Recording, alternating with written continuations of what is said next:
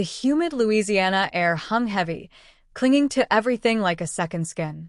It was late July in Baton Rouge, and the cicadas were in full chorus, their buzzing a relentless soundtrack to life in the South. For Eleanor Ellie Hayes, the relentless summer heat was a fitting metaphor for the restless hum that had been building inside her for months. It wasn't a physical discomfort, but a simmering unease, a quiet question mark that refused to be ignored. She was 35, and on the surface, life was good. She and her husband, Ben, had been married for 12 years. They lived in a comfortable, sprawling ranch house on the outskirts of town, complete with a wraparound porch and a garden Ellie poured her heart into. Ben, a kind and dependable lawyer, was everything a woman could ask for, solid, supportive, and loving. Yet lately, Ellie had found herself feeling adrift.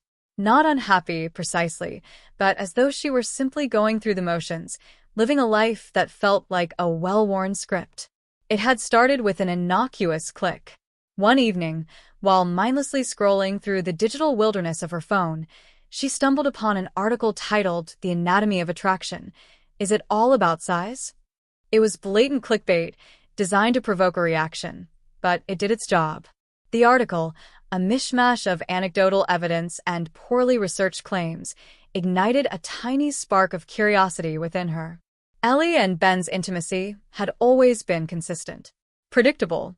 They loved each other, of course, but their physical connection, while comforting, lacked the spark that Ellie sometimes found herself yearning for. Ben was in all things average. Average height, average build, and yes, average in the way that article so provocatively implied. It wasn't something she'd dwelled on before. She hadn't actively wanted more, but now a nagging seed of doubt was planted. What if? The question haunted her, an unwelcome guest in her otherwise well-ordered mind. What if she was missing out on something? What if there was a world of physical pleasure she'd never experienced, all because she'd settled for average? The guilt was immediate and overwhelming. How could she even entertain such thoughts? She loved Ben, she truly did. He was her best friend, her confidant, the steady rock in her life. Yet, the curiosity was a persistent itch, a little voice whispering insidious possibilities in her ear. She knew she couldn't talk to Ben about it. How could she tell her husband that she was questioning the very foundations of their intimacy because of an internet article? The sheer absurdity of it was enough to make her want to laugh or cry.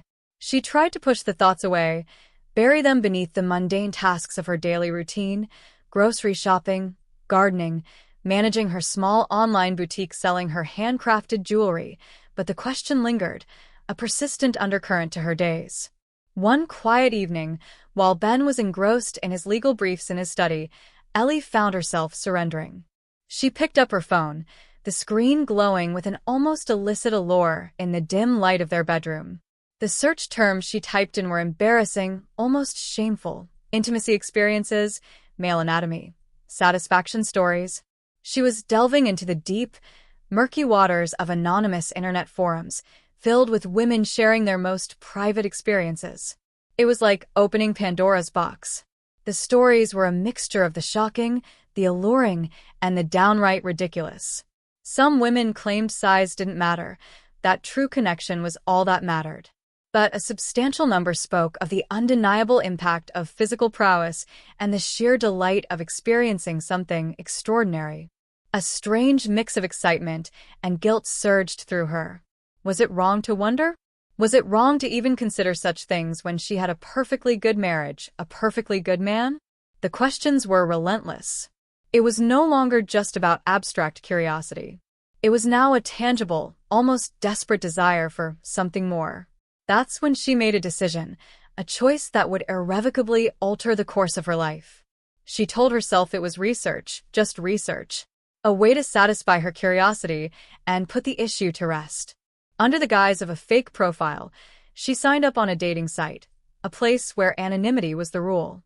She didn't use her photo, just a vague description, a whispered promise of what she was looking for. The response was immediate. Messages poured in, men with crude pickup lines, men with charming banter, men with a swagger that both thrilled and repelled her.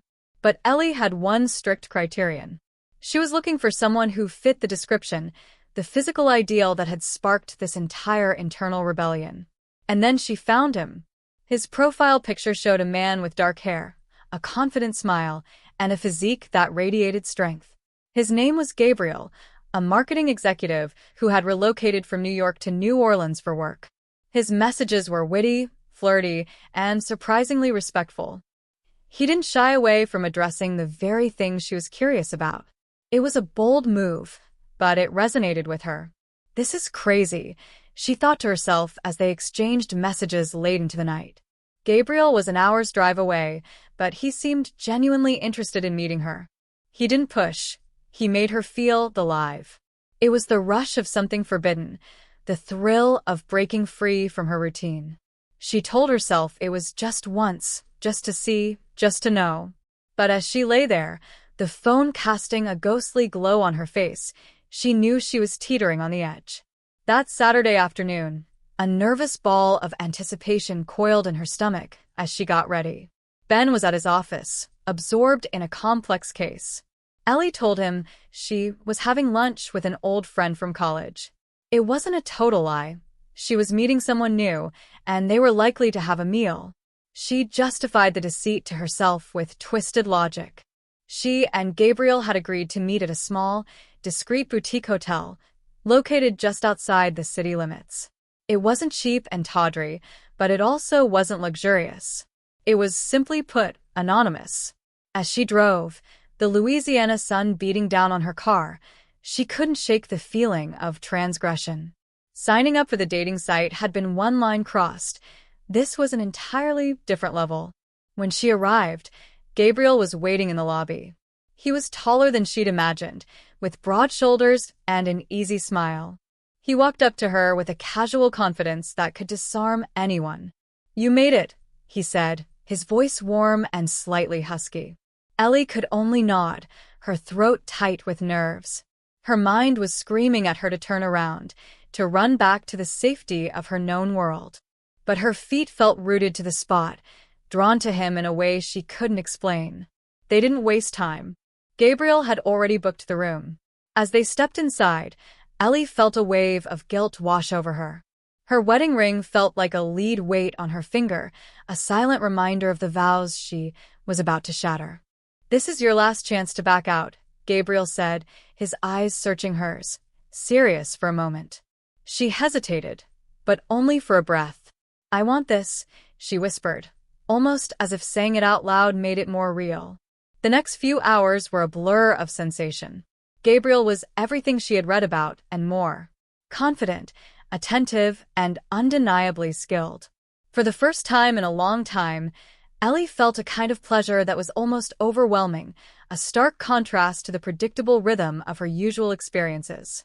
When it was over, they lay there in silence, Ellie staring at the ceiling, her mind spinning in a chaotic ballet of conflicting emotions, guilt, excitement, shame, and a strange sense of satisfaction. Gabriel turned to her, his hand tracing lazy patterns on her arm. "Was it worth it?" he asked, his voice soft. She couldn't look at him. Instead, she nodded, biting her lip to keep from crying. It had been worth it, and that was the most terrifying part. She had just risked everything for one afternoon, and she knew, with a clarity that chilled her to the bone, that she would do it again. Before she left, Gabriel kissed her gently and said, "No pressure, but if you ever want to see me again, you know where to find me." She told herself it was a one-time thing, but deep down, she knew it was a lie. As she drove home, she replayed every moment in her head, comparing it to the years she'd spent with Ben. It wasn't just the physical difference, it was the way Gabriel made her feel, desired, adventurous, and free. When she walked into the house, Ben greeted her with his usual warm smile. "How was lunch?" he asked, pulling her into a hug. "It was nice," she lied, her voice steady despite the storm raging inside her. That night, as she lay beside her husband, she couldn't stop thinking about Gabriel. The curiosity that had driven her to this point had transformed into something far more dangerous. She wasn't just curious anymore, she was hooked. The next few weeks were a slow descent into a double life. What started as a single indiscretion had become a regular occurrence. It was no longer about the initial curiosity. It was about the thrill, the escape, the feeling of being truly seen and desired. Ben remained blissfully unaware, too focused on his work and their comfortable routine to notice the changes in her. At least, that's what she told herself. She went out of her way to be attentive at home, cooking his favorite meals, asking about his day. It was a way of overcompensating for the guilt she carried. He thought she was being sweet, unaware that her attentiveness was masking a much darker secret. Her thoughts, however, were constantly consumed by Gabriel. Every text message made her heart race. Every touch, every kiss, replayed in her mind when she lay beside Ben at night. She started craving Gabriel, not just physically, but emotionally. The problem wasn't just the excitement he brought, it was the stark contrast between the two men. With him, she felt desired, adventurous, alive. With Ben, she felt safe, but unchallenged. She justified it by telling herself it was only natural to want both, the stability of her marriage and the passion that Gabriel provided. Excuses came easier with time. Errands, gym visits, lunch dates with friends. Every lie was delivered with a convincing smile. Ben never questioned her, and that made it all too easy. Gabriel, for his part, never pushed for more than she was willing to give. He never asked about Ben or her life outside their meetings. It was a convenient arrangement. It allowed her to compartmentalize her two lives. Their time together felt like stepping into another world, one where her responsibilities and guilt didn't exist. The more time she spent with Gabriel, the more she understood why she couldn't stop. It wasn't just the physical aspect, though that was undeniable. It was the way he made her feel, the way he brought out a side of her she hadn't known existed. With Gabriel, she wasn't just a wife or a homemaker. She was a woman, vibrant and alive. One evening, after yet another afternoon with Gabriel, she came home to find Ben waiting for her, dinner already prepared. "I thought I'd surprise you," he said with a smile. The weight of what she was doing hit her in that moment. Here was her husband, the man who had stood by her through everything, the man who still looked at her like she was the only woman in the world. And here she was, betraying him over and over. She kissed him on the cheek and thanked him, forcing herself to push Gabriel from her mind. That night, she resolved to stop, but the very next week, she was back in Gabriel's arms. The addiction was stronger than her guilt, stronger than her love for Ben. Every time she told herself it would be the last time, she ended up right back, where she started. "You keep saying it's the last time," Gabriel teased one afternoon as they lay tangled in the sheets. She laughed, but there was no humor in it. "It's complicated," she said. "Life always is," he replied, brushing a strand of hair from her face. The truth was, she didn't want to stop. The thought of giving Gabriel up felt like cutting off a part of herself. But she knew she couldn't keep this up forever. The lies were piling up, and sooner or later, something would give. For now, though, she pushed those thoughts aside.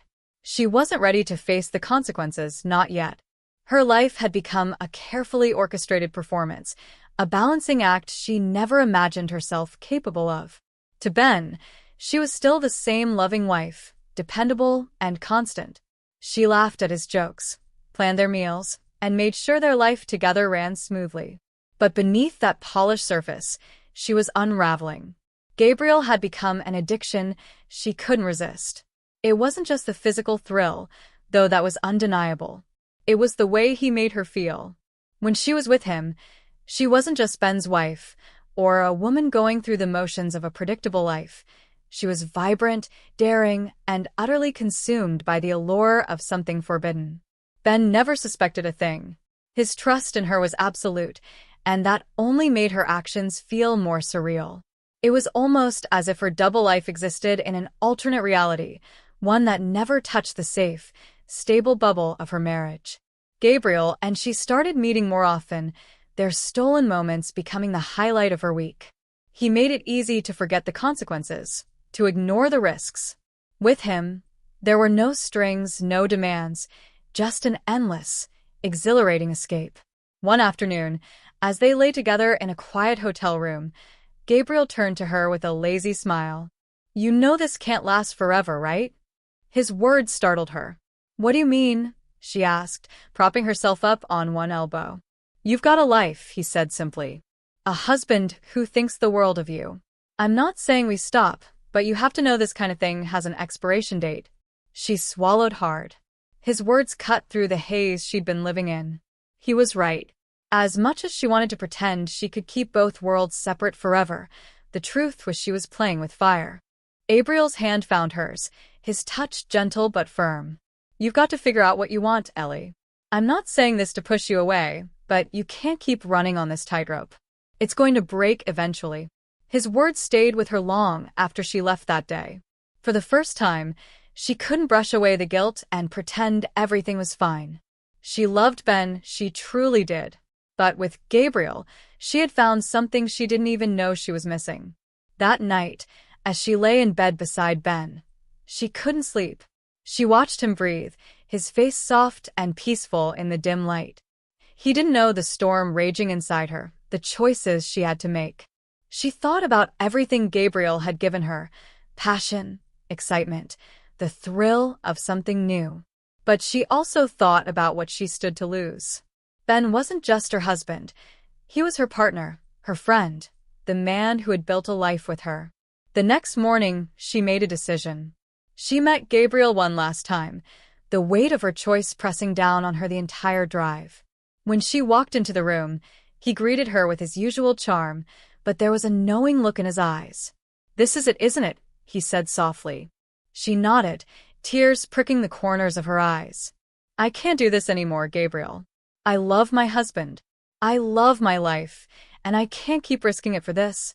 Gabriel didn't argue or try to change her mind. Instead, he reached out and took her hand. I get it, he said. And for what it's worth, I hope you find everything you're looking for. She smiled through her tears, grateful for his understanding. Saying goodbye to him felt like letting go of a part of herself, but she knew it was the right thing to do. Driving home that day, she felt a strange sense of peace. She had found the answer to the question that started it all. Did size matter? Yes, it mattered in ways she hadn't expected. But it wasn't everything. What mattered more was the life she had built with Ben, the love and trust they shared. When she walked through the door, Ben was there, smiling as he always did. She hugged him tightly, burying her face in his chest and breathing in his familiar scent. What's this for? He asked, laughing softly. Just because, she said, her voice thick with emotion. She knew she had made the right choice. Gabriel had shown her something about herself, something she hadn't known she needed. But in the end, her family, her marriage, and the life she had with Ben mattered more than anything else. It wasn't easy to walk away, and the memories of Gabriel would likely linger for a long time, but she had made her decision. Her curiosity had nearly cost her everything, but it had also reminded her of what truly mattered. Ben didn't need to know the truth. She would carry that burden alone. All he needed to know was that she loved him and that their life together was worth more than any fleeting temptation. And that was enough for her. This story explores the complexities of human desire and the often unseen battles that rage within our hearts and minds. It's not a simple tale of good versus evil, or right versus wrong, but rather a nuanced examination of what it means to be human, flawed, curious, and ever-seeking fulfillment.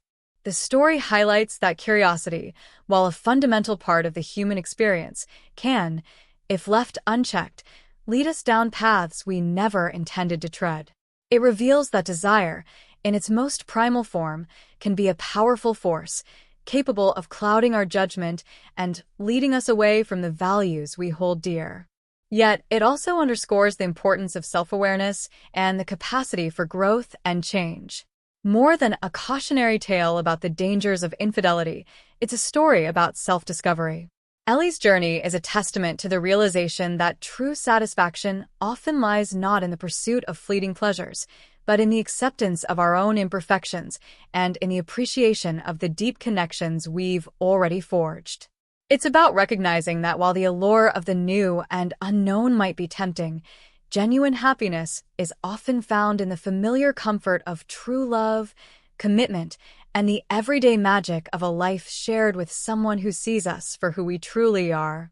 Ultimately, the story suggests that we cannot truly escape ourselves, our fears, our desires, or our responsibilities, but that the journey through those internal landscapes can ultimately lead us to a place of greater understanding and more profound peace.